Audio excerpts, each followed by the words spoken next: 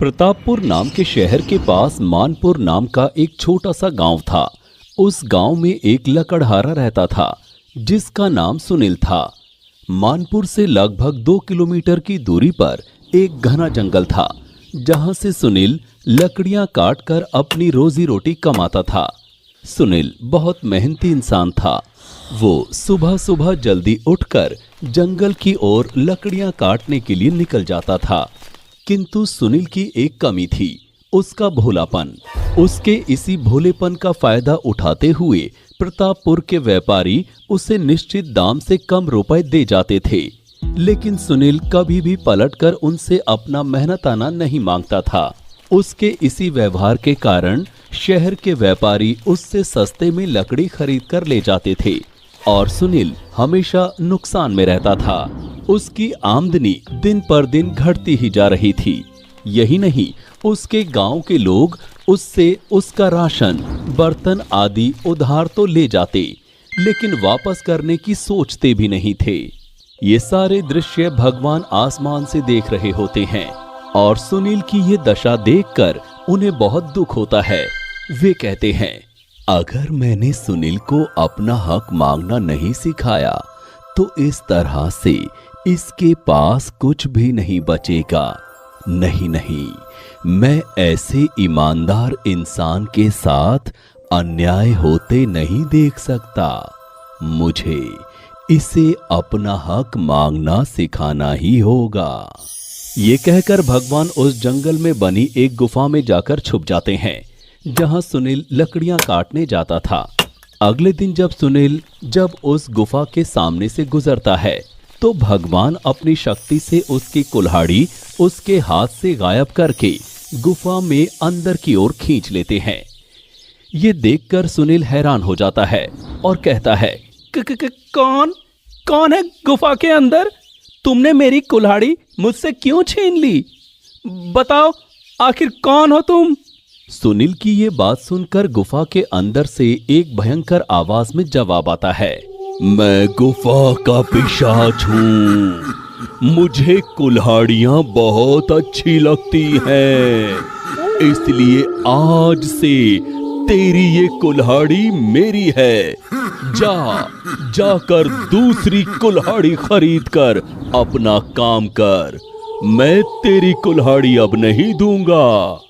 ये सुनकर सुनील बहुत डर जाता है और दुखी होकर अपने गांव मानपुर लौट जाता है।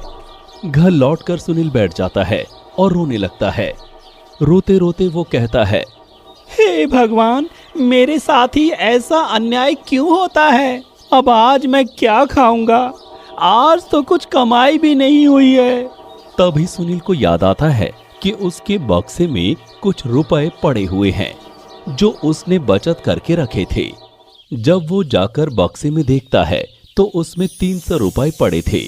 वो बाजार जाकर उन पैसों से सबसे पहले एक नई कुल्हाड़ी खरीदता है और खाने के लिए कुछ सब्जियां भी खरीदता है, जिसके बाद उसके पास 150 रुपए बचते हैं, जिससे उसका 2 दिन तक गुजारा हो सकता था। वो उन पैसों को संभाल कर बक्से में रख देता है। अगली सुबह वो उस गुफा वाले रास्ते से ना जाकर दूसरे रास्ते से जंगल जाता है, लेकिन इस बार फिर से गुफा का पिशाच उसकी कुल्हाड़ी गुफा की ओर खींचने लगता है। लेकिन इस बार सुनील कुल्हाड़ी को पकड़ने के लिए उसके पीछे दौड़ता है। अब कुल्हाड़ी और तेजी से गुफा की ओर जाने लगती है। सुनील बहुत कोशिश करता है लेकिन कुल्हाड़ी को पकड़ नहीं पाता और उसके पीछे दौड़ते दौड़ते फिर से उसी गुफा के सामने पहुंच जाता है जिसने उसकी पहली कुल्हाड़ी भी उससे छीन ली थी। इस बार सुनील को थोड़ा गुस्सा आता है और वो कहता है, आखिर मैंने तुम्हारा क्या बिगाड़ा है? क्यों तुम रोज मेरी कुल्हाड़ी मुझसे छीन लेते हो? सुनील के ऐसा कहते ही गुफा के अंदर से जोर जोर से हंसने की आवाज आती है और गुफा का जवाब आता है, हा, हा, हा, मैंने तुमसे कहा था कि मुझे कुल्हाड़ियां बहुत पसंद हैं। आगे से मुझसे ऊंची आवाज में बात करी तो तुझे भी इस गुफा में हमेशा के लिए कैद कर दूंगा, समझा? गुफा की ऐसी बातें सुनकर सुनील बहुत डर जाता है और मायूस होकर अपने गांव वापस लौट आता है। जब वो अपने घर पहुंचता है तो देखता है कि सामने खटिया पर उसकी माँ बैठी हुई है। अपनी माँ को देखकर सुनील अपने आप को रोक नहीं पाता और अपनी माँ को गले से लगा लेता है। गले लगाने के बाद वो अपनी माँ से पूछता है, अरे माँ, आप अचानक यहाँ कैसे? आने में कोई दिक्कत तो नहीं हुई? सुनील की माँ ने उत्तर देते हुए कहा, कुछ नहीं बेटा, बस तुझसे मिलने का मन कर रहा था, इसलिए मैं आ गई। नहीं बेटा, आने में कोई दिक्कत नहीं हुई। सुनील आगे अपनी माँ से पूछता है, पिताजी कैसे हैं माँ? माँ उत्तर देते हुए कहती है, भगवान की कृपा से तेरे पिताजी एकदम ठीक हैं। अपनी माँ को पानी व पेठा देने के बाद सुनील एक कोने में बैठकर उस गुफा से छुटकारा पाने के उपाय के बारे में सोचने लगता है। उसकी माँ सुनील को देखकर समझ जाती है कि कुछ न कुछ समस्या है। वो उससे प्यार से पूछती है, बेटा, तुम्हें कोई परेशानी तो नहीं है? अगर है तो तुम मुझे बता सकते हो। सुनील अपनी बूढ़ी माँ को परेशान होते नहीं देखना चाहता था, इसलिए वो कहता है, नहीं माँ, कोई परेशानी नहीं है, मैं एकदम ठीक हूँ।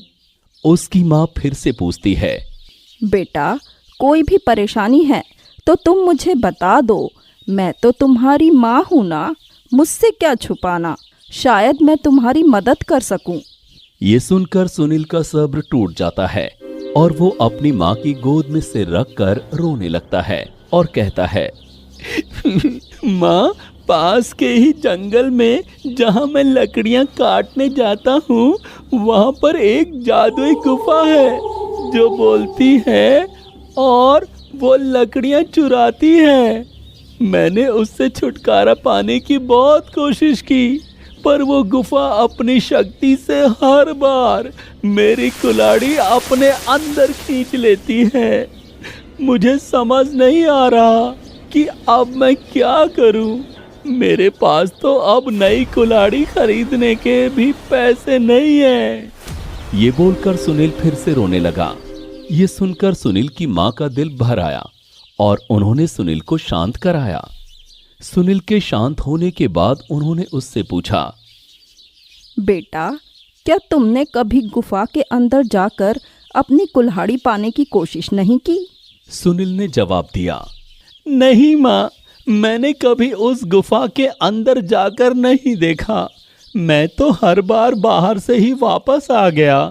ये सुनकर सुनील की माँ ने उसे समझाते हुए कहा, बेटा, जीवन में संकट तो आते ही रहते हैं, लेकिन इसका मतलब ये नहीं कि हम उनसे डरकर भाग जाएं, बल्कि जो हमारा है उसे पाने के लिए हमें कोशिश जरूर करनी चाहिए और उसे मांगने में बिल्कुल भी संकोच नहीं करना चाहिए। तुम्हारी कुल्हाड़ी तुम्हारी कमाई का जरिया है, उसे तुम्हें ऐसे ही नहीं जाने देना चाहिए, बल्कि उसे पाने के लिए तुम्हें अपनी पूरी कोशिश करनी चाहिए। ये सुनकर सुनील को एहसास हुआ कि वो कितनी बड़ी भूल कर रहा था और अपनी वस्तुओं को मांगने में संकोच करता था। अपनी माँ का आशीर्वाद लेकर सुनील फिर से उस गुफा की ओर निकल पड़ता है, जहाँ पहुँचते पहुँचते उसे शाम हो जाती है। गुफा के सामने पहुँचते ही सुनील जोर से कहता है, हे गुफा, मैं आपसे विनती करता हूँ कि कृपया मुझे मेरी कुल्हाड़ी वापस लौटा दो। वो मेरी आजीविका का साधन है और अगर मुझे वो नहीं मिली तो मैं भूखा मर जाऊंगा।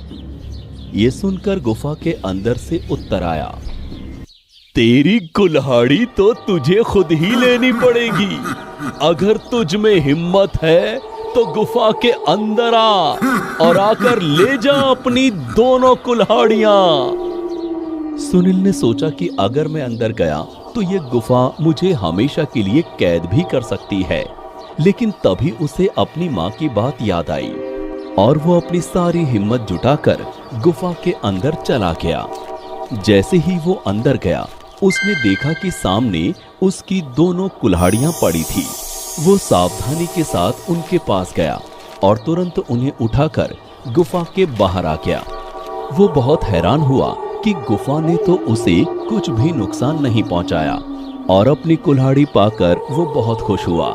तभी गुफा से भगवान प्रकट हुए और उन्होंने सुनील को दर्शन दिए। उन्हें देखकर सुनील घुटनों के बल हाथ जोड़कर बैठ गया और बोला, हे प्रभु, गुफा के रूप में आप ही ने कुल्हाड़ी ली थी। भगवान ने उत्तर दिया, हाँ वत्स, मैंने ही तुम्हारी कुल्हाड़ी ली थी। सुनील ने आश्चर्य में पूछा, लेकिन क्यों प्रभु?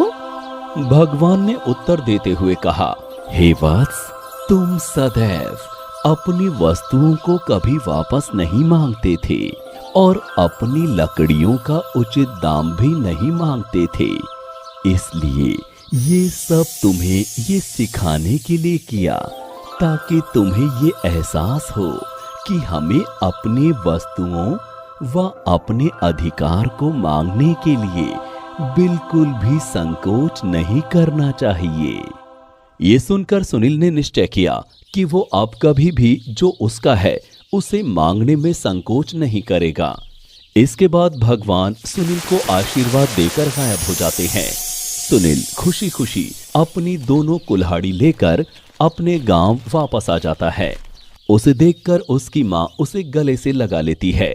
उस दिन के बाद से कभी भी सुनील व्यापारियों के बहकावे में नहीं आया और उचित दाम पे ही लकड़ियां बेचने लगा, जिससे उसकी आर्थिक स्थिति ठीक हुई और वो खुशी खुशी रहने लगा।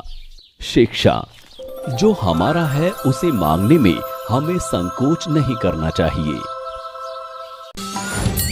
ओह, मैं तो बताना भूल ही गया। ये कहानी आपको अच्छी लगी तो वीडियो को लाइक, कमेंट और शेयर कर दो। अच्छा, फिर आऊंगा।